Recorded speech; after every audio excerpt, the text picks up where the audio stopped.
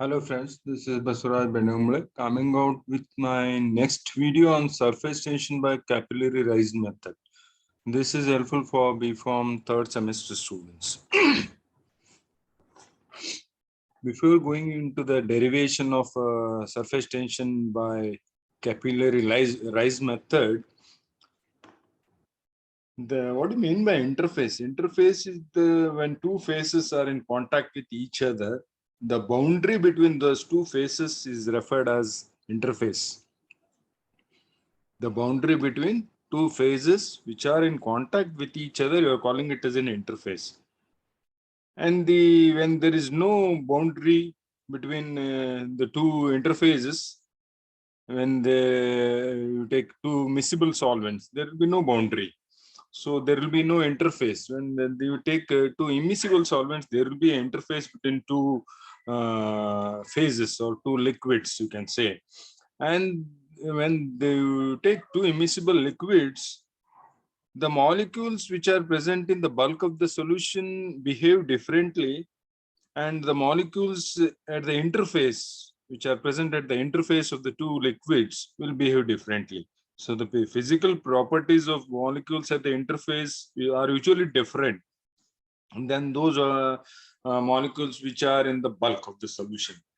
And defining surface tension is defined as the force in dynes acting on the surface of the liquid. On the surface of the liquid, it is acting at right angles to any line of length of surface 1 centimeter. That's how we can define surface tension, and the units to measure surface tension is dynes per centimeter. That is in CGS system or newtons per meter in MKS system. Different units are there which are measured in different systems. And this surface tension phenomena,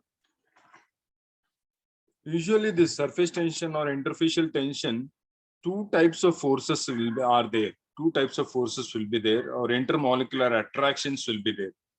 One is cohesive forces and another one is adhesive forces.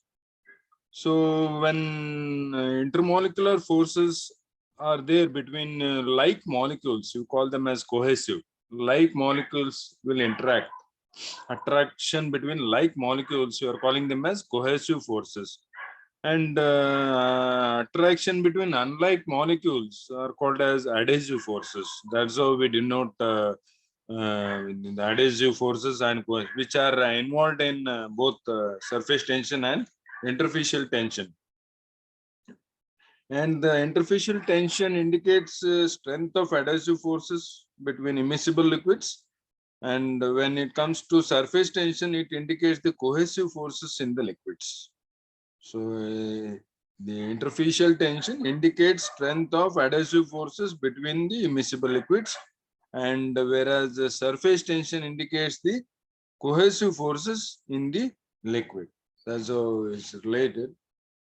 So coming to the principle of this method of derivation of surface tension by capillary rise method, when a capillary is placed in liquid, when you place a capillary tube in liquid, the liquid rises up in the capillary due to the adhesive forces between the capillary wall and the liquid. So that is the force which is dragging the liquid to certain height in the capillary tube. When you place that capillary tube in a beaker containing a liquid, the liquid will rise due to upward movement. And this will move to certain height. When there is a balance between upward and downward movement or downward force, that is gravity, then the liquid will not move further. So that is the principle by which this liquid moves in the capillary tube. So you can see here. So this is the beaker containing liquid in which you have placed the capillary. So it will form a this is the liquid which has rise to certain height, that is the h is measured, and this is the radius, the diameter 2r, that is 2r, and this is the contact angle. And also there will be certain liquid, you can just tell you, because in the further slide it will be helpful for you. here, so in this space, the liquid, some amount of liquid is there. That is, you are cutting with. That will be the W weight of the liquid. You can see here and also here there is some amount of, that is negligible amount, but that is also the amount of liquid which is in present in the height H. That is the amount. So the further why you made that mark, you will understand in the next slide. So this is the diagrammatic representation for that. And when deriving the surface tension by capillary rise method, two components I am using, that is upward component and downward component. In the upward component, the surface tension at any point on the circumference, is given by this one. A is the upward component, right? And gamma is the surface tension of the liquid, theta is the contact angle between the surface of liquid and capillary. So that will be A is equal to gamma into cos theta, that is equation 1. But the total upward force around the inside circumference, around the capillary tube inside circumference, that is 2 pi r. That will be 2 pi r. So that also has to be added. To is given further, this equation 1 is changed to A is equal to surface tension of liquid gamma into inside circumference 2 pi r into the contact angle. That will be equation 2, where r is the radius inside a diameter of the capillary tube. And for water, cos theta, because the contact angle for water will be 0 because it is negligible, because water wets completely to the capillary wall. So the theta will be 0. When theta is 0, cos 0 is 1. So it will become 1. Cos theta becomes 1 in case of water. And usually in all in pharmacy, the liquids, whatever the liquids we are using, the the contact angle is very small. So when it is very small, negligible, so that will become cos theta is equal to 0, then cos 0 will be 1. So the equation 2 changes to A is equal to gamma into 2 pi r. That is equation 3. That is upward component, equation for upward component. And downward component is also there. Downward component. So the downward component, the counteracting force, just a minute, I will this pointer.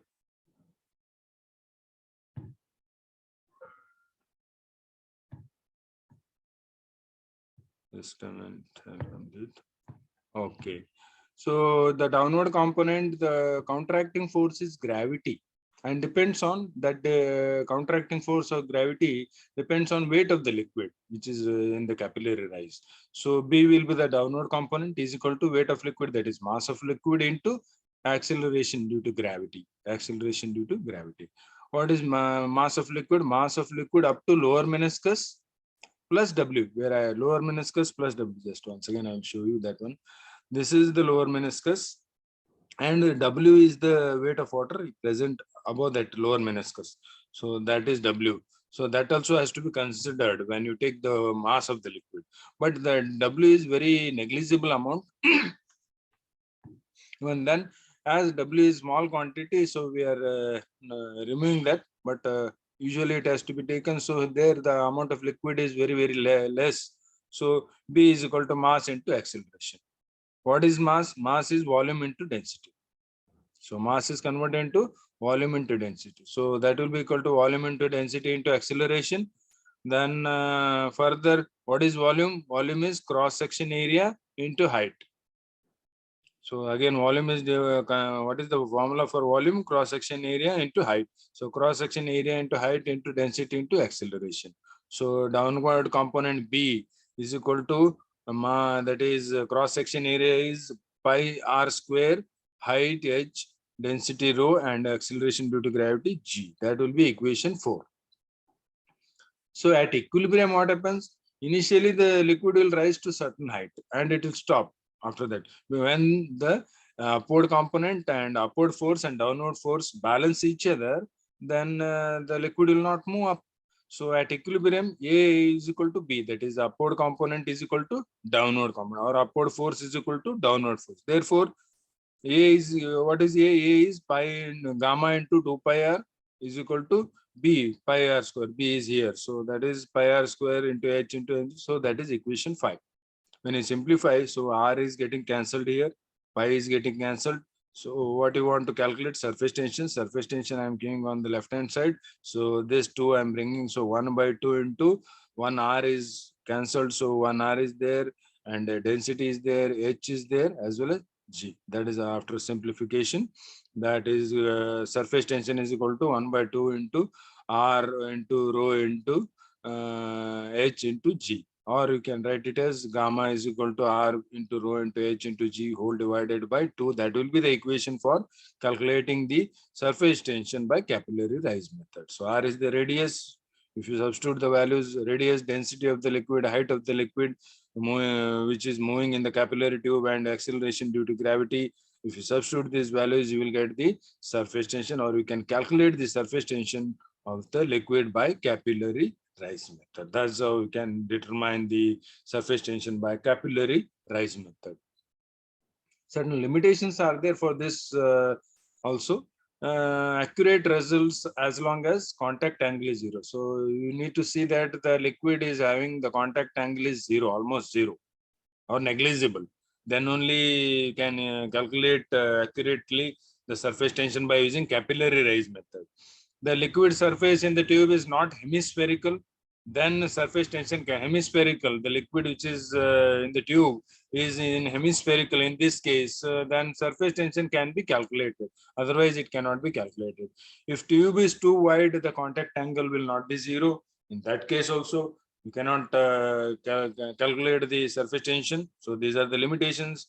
And the apparatus must be free from traces of grease, as well as the continuously rising liquid will not satisfy the condition of 0 contact angle. In that case also, if the liquid is rising continuously, in that case you cannot calculate the surface tension of that liquid by using capillary rise method. So that's all about surface tension, determination of surface tension by capillary rise method. Thank you for watching my video. Please subscribe to my channel. Thank you.